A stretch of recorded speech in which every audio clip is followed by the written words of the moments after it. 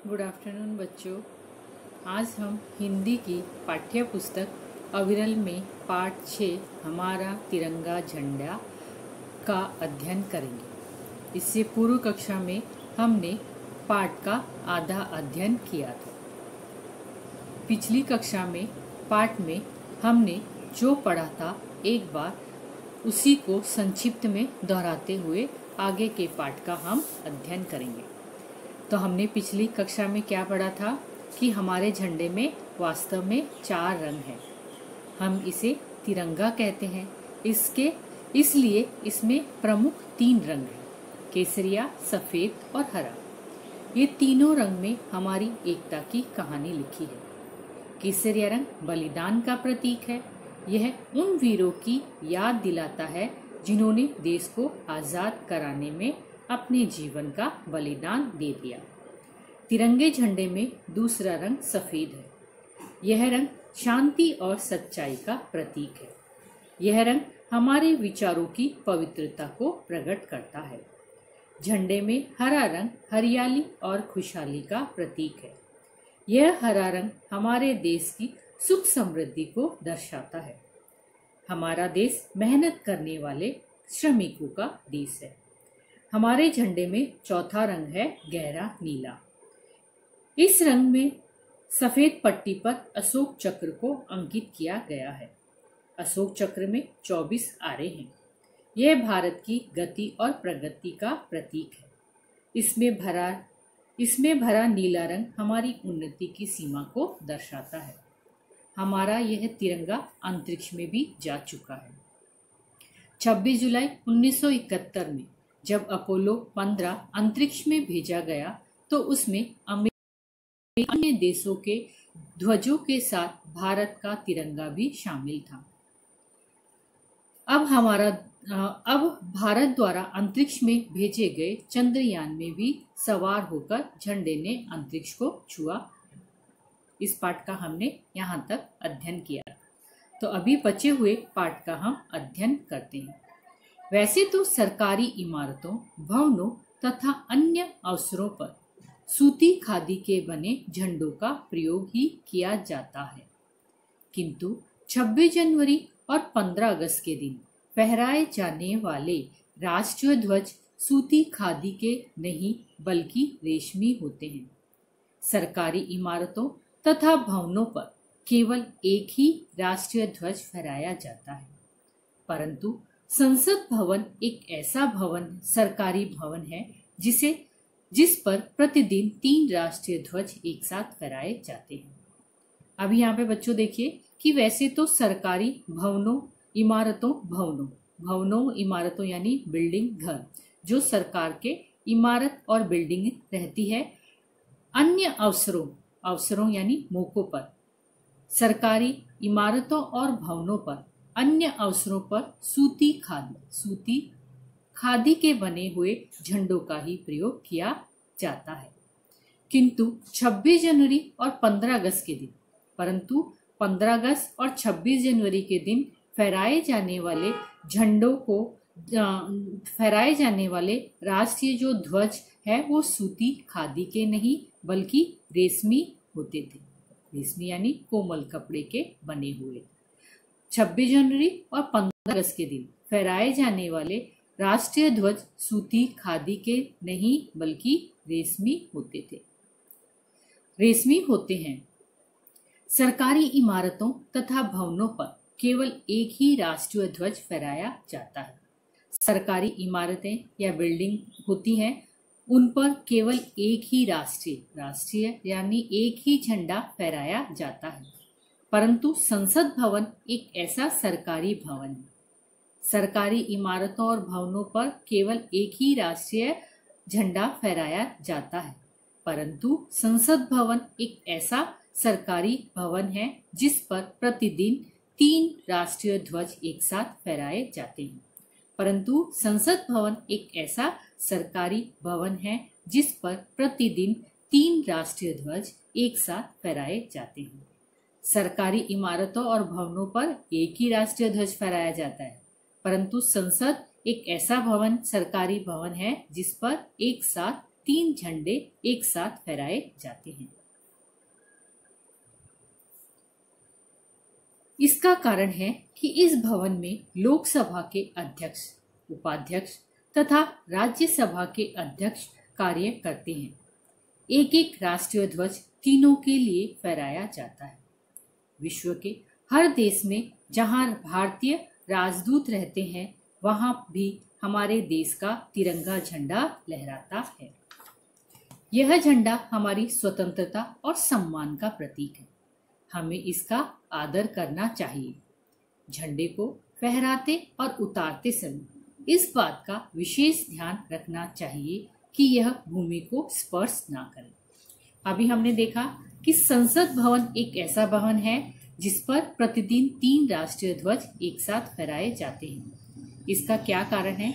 इसका ये एक कारण यहाँ पे बताया है कि इस भवन में लोकसभा के अध्यक्ष, लोकसभा का जो अध्यक्ष रहता है, उपाध्यक्ष जिसको बोलते हैं वाइस चेयरमैन, उपाध्यक्ष तथा राज्यसभा के अध्यक्ष किसको बोलते हैं? किसी संस्था आदि का प्रधान यानी कि मुखिया।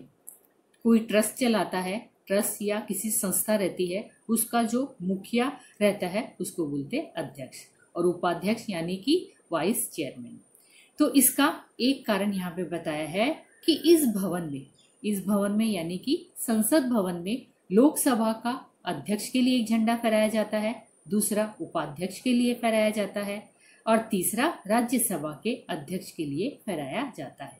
तो यहाँ पे इस भवन में लोकसभा के अध्यक्ष, उपाध्यक्ष और राज्यसभा के अध्यक्ष काम करते हैं, इसलिए एक एक राष्ट्रीय ध्वज उन तीनों के लिए फहराया जाता है। विश्व के हर देश में जहां भारतीय राजदूत रहते हैं, राजदूत यानी संदेशवाहक, वह दूत जो किसी राज्य या देश की ओर से दूसरे राज्यों में भेजा जाता है। विश्व यानी संसार के विश्व के हर देश में जहां भारतीय राजदूत रहते हैं, हमारे देश में हर देश में जहां पर हमारे राजदूत रहते हैं वहां पर भी हमारे देश का झंडा लहराता है। तो वहां पर भी हमारे देश का झंडा लहराता है।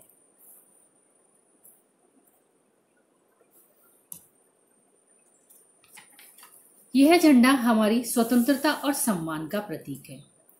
यह झंडा हमारी स्वतंत्रता यानी आजादी, सम्मान यानी आदर करना, प्रतीक यानी चिन्ह। यह जो तिरंगा झंडा है हमारी स्वतंत्रता और सम्मान का प्रतीक। हमें इसका आदर करना चाहिए। हमें अपने तिरंगे झंडे का आदर करना चाहिए। झंडे को फहराते और उतारते समय इस बात का विशेष ध्यान रखना चाहिए कि यह भूमि को स्पर्श ना करे। विशेष यानी खास, भूमि यानी धरती, पृथ्वी, स्पर्श करना यानी छूना। तो यहाँ पे बच्चों बताया है कि झंडे को फहराते और उतारते समय हमें एक खास बातों का ध्यान रखना चाहिए कि यह जमीन को स्पर्श ना करे। क्या कौन स्पर्श नहीं करे? जो हमारा तिरंगा झंडा है वो क्या है? भूमि को, पृथ्वी को छुए नहीं, यानी पृथ्वी को स्पर्श ना करे। झंडा फहराते समय किसी चीज से ढका हुआ नहीं होना चाहिए तथा इसे कभी भी उल्टा नहीं फहराना चाहिए। क्या आप जानते हैं कि सन 2002 के पूर्व कोई भी व्यक्ति झंडे को अपने घर पर नहीं फहरा सकता था। झंडे का प्रयोग केवल सरकारी भवनों तथा विशेष सरकारी व्यक्तियों द्वारा ही किया जा सकता था, परंतु 26 जनवरी 2002 के बाद झंडे को सभी व्यक्ति सम्मान के साथ अपने घरों पर फहरा सकते हैं। तिरंगे की रक्षा करना हम सबका कर्तव्य है। हमारे देश का झंडा ऊंचा रहे, यह हमारे लिए गौरव की बात है। अभी यहाँ पे बताया है बच्चों कि झंडा फहराते समय किसी चीज से ढका हुआ नहीं होना चाहिए। जब हम झंडे को फहराते हैं तो वह हमें एक चीज का ध्यान रखना चाहिए कि किसी चीज या वस्तु से हमारा जो तिरंगा झंडा है वो ढका हुआ नहीं होना चाहिए तथा इसे कभी भी उल्टा नहीं फहराना चाहिए और इसे कभी भी उल्टा नहीं फहराना चाहिए। क्या आप जानते हैं, क्या बच्चों आपको पता है कि सन 2002 के के पूर्व यानी पहले कोई भी व्यक्ति झंडे को अपने घर पर नहीं फहरा सकता था। बच्चों, आपको पता है कि सन 2002 के पहले कोई भी व्यक्ति यानी आदमी झंडे को अपने घर पर नहीं फहरा सकता था। झंडे का प्रयोग केवल सरकारी भवनों तथा विशेष सरकारी व्यक्तियों द्वारा ही किया जा सकता था। 2002 से पहले कोई भी व्यक्ति अपने घर पर झंडा नहीं फहरा सकता था। झंडे का प्रयोग केवल सरकारी भवनों, सरकारी बिल्डिंगों, सरकारी घरों में ही फहराया जाता था और किसके द्वारा? विशेष यानी खास व्यक्तियों द्वारा ही झंडे को फहराया जाता था। परंतु 26 जनवरी 2002 के बाद झंडे को सभी व्यक्ति सम्मान के साथ अपने घरों पर फहरा सकते हैं। परंतु 26 जनवरी 2002 के बाद झंडे को सभी व्यक्ति अपने घर पर झंडे को आदर और सम्मान से घरों पर फहरा सकते हैं। तिरंगे की रक्षा करना हम सबका कर्तव्य है। कर्तव्य यानी वह काम या बात जिसे करना आवश्यक हो। जैसे यहाँ पे देश की सेवा करना हम सबका परम कर्तव्य है, तो तिरंगे की रक्षा करना हम सबका कर्तव्य है।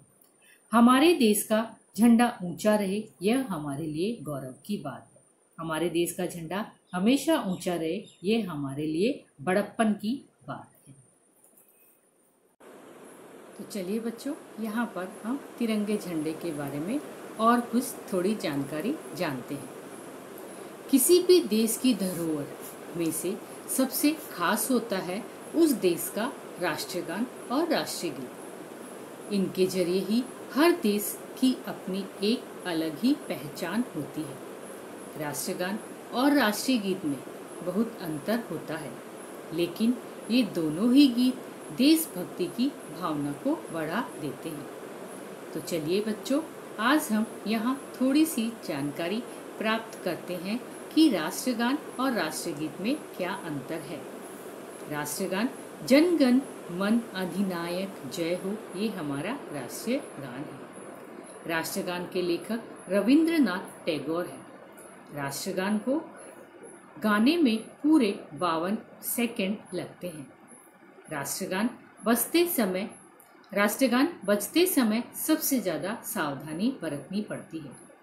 जब भी राष्ट्रगान बजता है उस समय अगर कोई व्यक्ति बैठा भी होता है तो उसे हमेशा खड़े होना चाहिए। अगर कोई व्यक्ति बैठा हुआ रहता है तो उसे हमेशा खड़े हो जाना चाहिए और सावधान मुद्रा में खड़े रहना चाहिए। राष्ट्रीय गीत, जो हमारा राष्ट्रीय गीत है वो क्या है बच्चों? वंदे मातरम, वंदे मातरम। ये हमारा राष्ट्रीय गीत है, जिसे बंकिम चंद्र चट्टोपाध्याय ने लिखा था। तो यहाँ पे देखिए बच्चों, हमारा राष्ट्रीय गान जन गण मन है, जिसे रविंद्रनाथ टैगोर ने लिखा था। इस गाने में 52 सेकंड का समय लगता है। तो बच्चों बताइए, हमारा जो राष्ट्रीय गान है वो क्या है? जन गण मन है।